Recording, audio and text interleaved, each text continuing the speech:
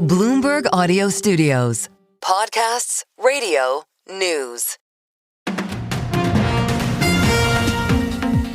Welcome to the Daybreak Asia podcast. I'm Doug Krisner. Today, it's all about earnings. First in Seoul, Samsung's chip unit reported a profit increase of more than five-fold for the December quarter, given that robust demand for memory for artificial intelligence.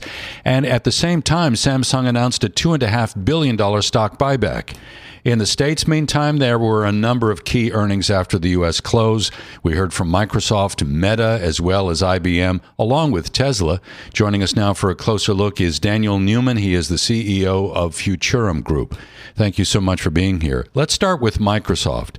The earnings and revenue for the latest quarter were above estimates. However, Microsoft's cloud sales growth seemed to slow, and CapEx spending hit a record. So the stock was down quite a bit in late trading, around 5%. How do you read this price action? What is it telling us?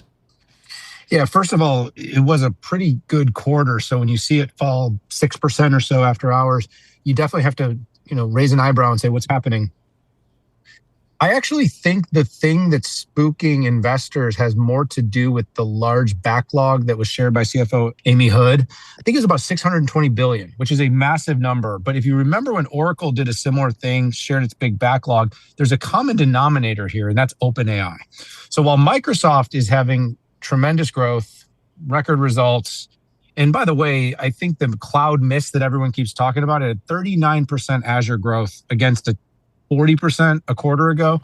So this is minuscule in terms of a miss, still really strong momentum. But that OpenAI commitment and the relationship between Microsoft, OpenAI, and basically right now, everything that OpenAI is touching feels a little bit toxic. So all the companies that are in the kind of ecosystem of Sam Altman's trillions of dollars of committed compute spend seem to be penalized because there's a lack of confidence in the market as to whether or not Sam and OpenAI are going to be able to execute. So while some people are pointing to cloud, some people are pointing to the CapEx spending, I see it a little differently. I think people are a little nervous that there's too much of its business committed to being able to support OpenAI.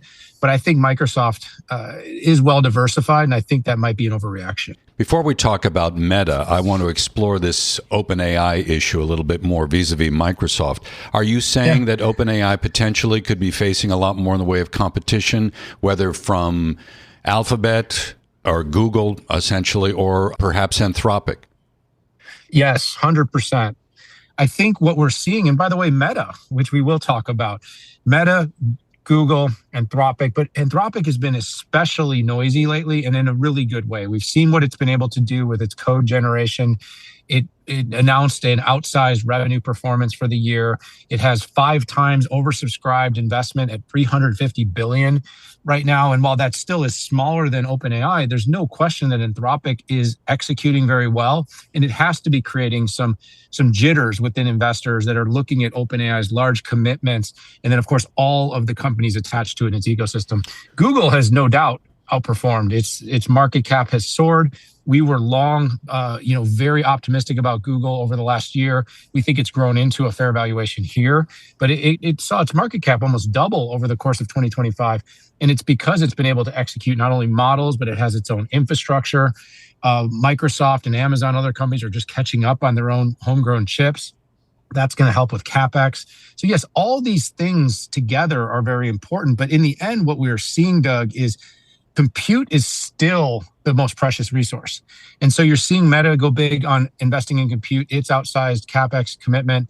Microsoft is spending, but they're spending to support that expected backlog. And so we don't think the spending is as much a problem as it is whether or not and who the customers are that they're spending for. And I think that's what's creating some consternation in the investor community. So away from the hyperscalers, are you getting a sense that we're going to begin, for the people who are actually investing in artificial intelligence, that we're going to begin seeing an ROI, a return on investment? We have said that this has to be, and we do believe it will be, the year of ROI, of agentic AI and enterprise AI. And that's basically where AI takes action to create greater productivity and efficiencies within business. We think ServiceNow, for instance, this quarter showed a really strong outperform. So did IBM, both companies that provide software to enterprises, AI platforms and AI capabilities to enterprises. Enterprises are going to be consuming trillions of tokens. So while many of us think of AI through the lens of us using ChatGPT or using Claude or using Gemini in our everyday searches, the future is really when we start to put AI to work to be able to help automate workflows and processes within our everyday businesses. And when that starts to scale inside healthcare and financial services and inside manufacturing, that's where we think the inflection is, where businesses are going to say, okay, I spent X dollars on AI software agents capabilities, and we are seeing 20, 30, 40% increases in productivity, which is yielding greater profits, greater earnings, which should be what really appeases investors. Tomorrow after the bell, we'll hear from Apple. This company has been struggling a bit when it comes to artificial intelligence. What will you be listening for when Apple speaks to analysts tomorrow after the bell? Yeah, it's like Apple's wearing a fire retardant AI suit. It just does not want to get in on AI. I don't know why, but it's funny because they are sort of the opposite of all of these other companies when it comes to their strategy. They don't have the big CapEx commits. They're really staying loyal to their existing hardware and the moat that is their hardware ecosystem. And they're really trying to maximize revenue by basically saying, yeah, we don't have the models and we don't necessarily have the AI software, but everybody's using it on our device. So the big question for Apple is going to be, how long of a moat is the handset? Because that's really where all of the momentum for Apple is. And you're hearing things about wearables. Maybe it's a Meta glasses. Maybe it's a pin or a pendant that's going to be worn from OpenAI. So the platform is going to really matter over time. Apple, I think, is one of those companies, though. They do the buybacks. They continuously are sort of a safe haven because while their numbers aren't as exciting as some of these other companies for growth, they tend to perform, and that's really what Tim Cook's great at. But I do think they need a leadership change. They need to bring a young, aggressive, sort of transformational leader to be the next Steve Jobs, the next person that's, and there's no other Steve Jobs, but the next of that ilk that's going to come in and really change up Apple, because right now it is definitely getting a little bit stale. So the former Apple designer, Johnny Ive, is working with OpenAI right now in developing a physical AI hardware device. And I heard the criticism that you made earlier of OpenAI and just how concentrated it is right now in terms of its ability to kind of connect with other companies in this AI space and the risk that may present. Is it too soon to write off OpenAI? I mean, we don't want to throw out the baby with the bathwater necessarily, do we? It would be a huge mistake. I mean, this company has grown faster than any other company in history. And it has some great capabilities. It is still the synonymous brand with generative AI or LLMs, right? You're using ChatGPT. Even if you're using Gemini, people will say, I'm using ChatGPT. So they've definitely created a brand and identity in the market. But what has happened is a couple of things. The first thing that happened is we have seen models, and we talked about this earlier, model parity. We're seeing Gemini leapfrog an OpenAI model, and then Anthropic and leapfrogs both, and then maybe a Chinese open source model leapfrogs all of them in a certain capability, and then OpenAI comes back. But what all these companies understand is that the real moat is going to be compute power. So all of them, and this is why Sam was spending so big. This is why Anthropic's now gone to Google and Amazon beyond NVIDIA. This is why Microsoft is spending so much on CapEx. And of course, this is why Mark wants to build the Meta cloud. Sam was right when he was trying to go out and build these contracts and get all these commitments for compute power, because what that gives OpenAI will be the flexibility to continue to innovate, to build, and to pivot, knowing that what they're building today may only be the DVD shipment version of Netflix. And that the future might be something that looks more like the streaming version. We are going to see great innovation in AI, and we don't even know what's going to come next. But the one thing that all of these AI labs know, that all of these hyperscalers know, that Mark Zuckerberg knows, is that they don't have the compute power.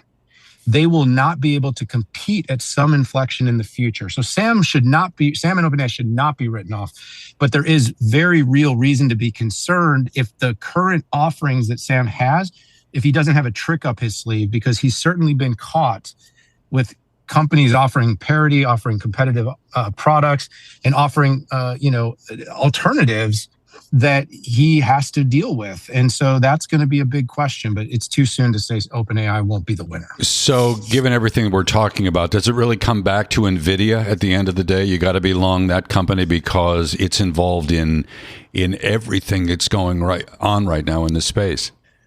Look, if there wasn't great indicators from the TSMC results from ASML, which printed this morning, that the insatiable demand for compute is still very much intact. If these CapEx numbers aren't proving it, and if NVIDIA isn't the biggest winner, I don't know who is. NVIDIA is still making up the lion's share of the compute. It has among the most innovative products at any given time. Of course, some may claim one spec or another, but they have the deepest moat, the most loyalty in customers, the largest backlog and revenue book that we've seen in the marketplace. And right now it is the incumbent. And also for the investors out there, it's trading at a fairly low multiple if you believe the forecast that it's putting out. And of course, the order book that it sees over the next year. You have to be very optimistic that NVIDIA's come back to you as an investor. And you have to be very positive that it is still the most likely to win the infrastructure battle over the long run. Daniel, we'll leave it there. Always a pleasure. Thanks so much. Daniel Newman is the CEO of Futurum Group, joining us here on the Daybreak Asia podcast.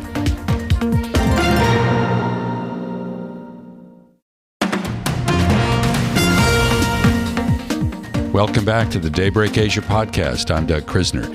The Fed left interest rates unchanged on Wednesday in a move that was widely expected. Policymakers pointed to improvements in the American economy as well as the job market. Here is Chair Jay Powell. The U.S. economy expanded at a solid pace last year and is coming into 2026 on a firm footing.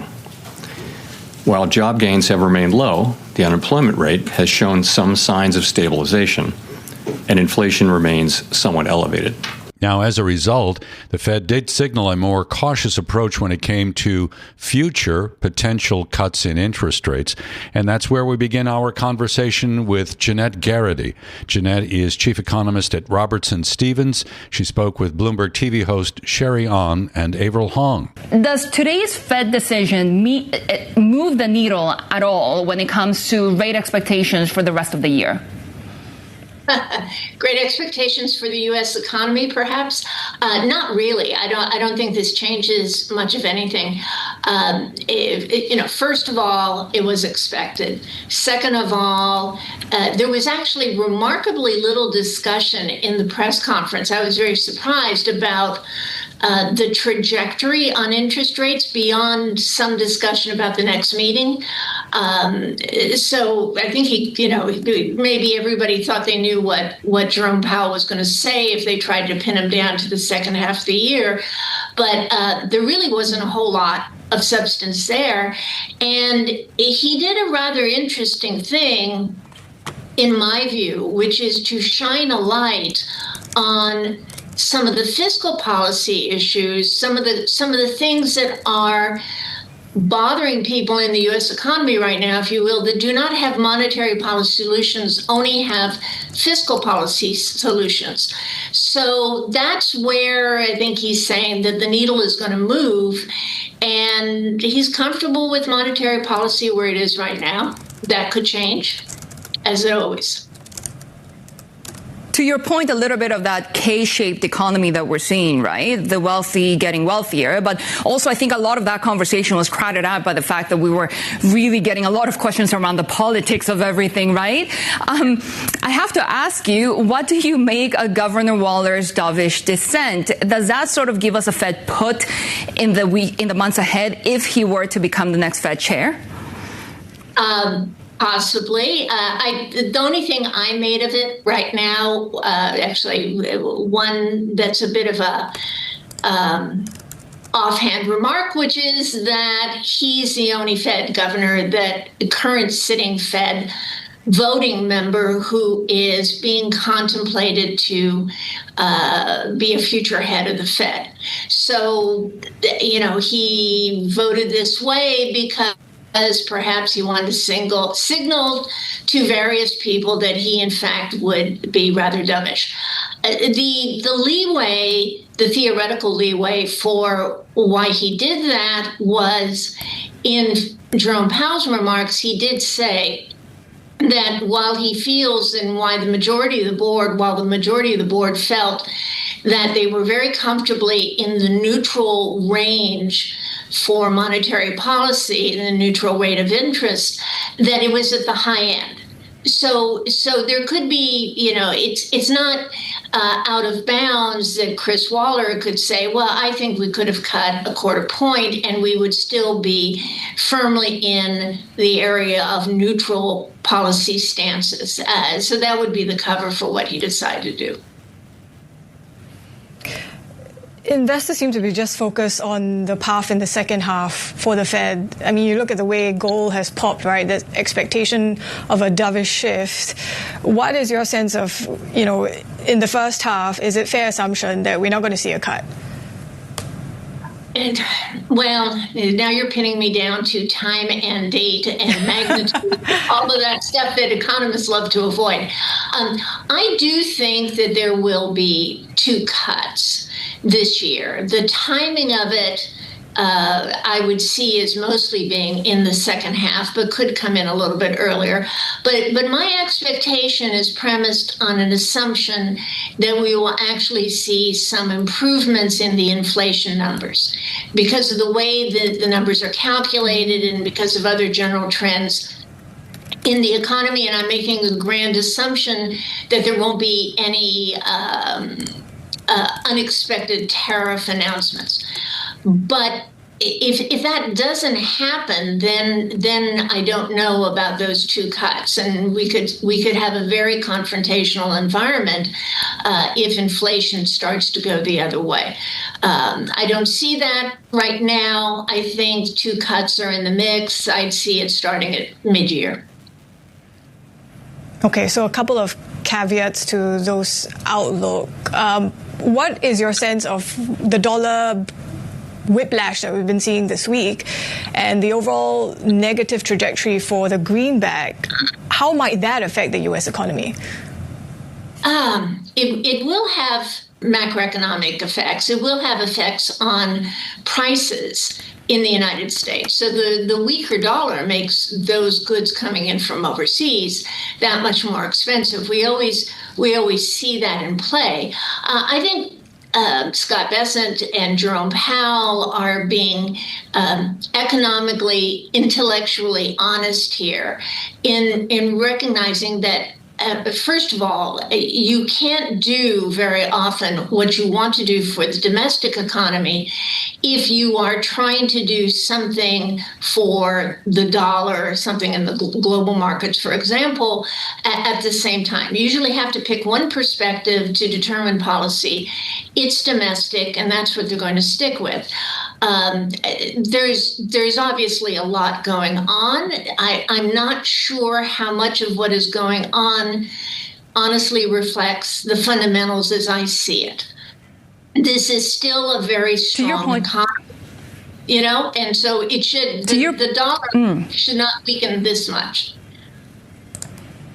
To your point on the inflationary effects of the U.S. dollar, we saw long-term Treasury yields actually move as the dollar was falling and actually move in the opposite direction as the dollar rebounded, right? I want to take you to the earlier point that you were making about this bifurcation in the U.S. economy as well, because we have seen the Fed now perhaps shift towards their focus on the stabilization of the job market, but that K-shaped economy that we continue to see in the U.S., how problematic could this be? Well, it's very problematic from a political standpoint.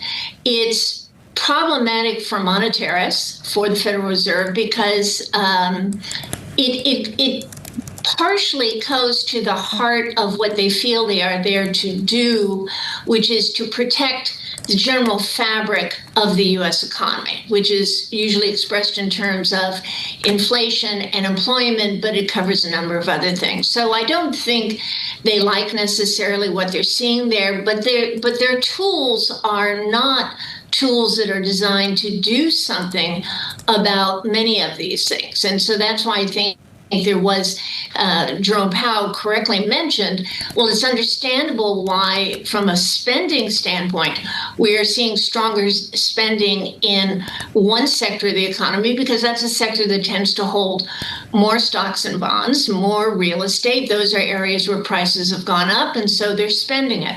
But the fundamental problem of affordability and employment availability in certain sectors, that's a hard one for the Fed to address.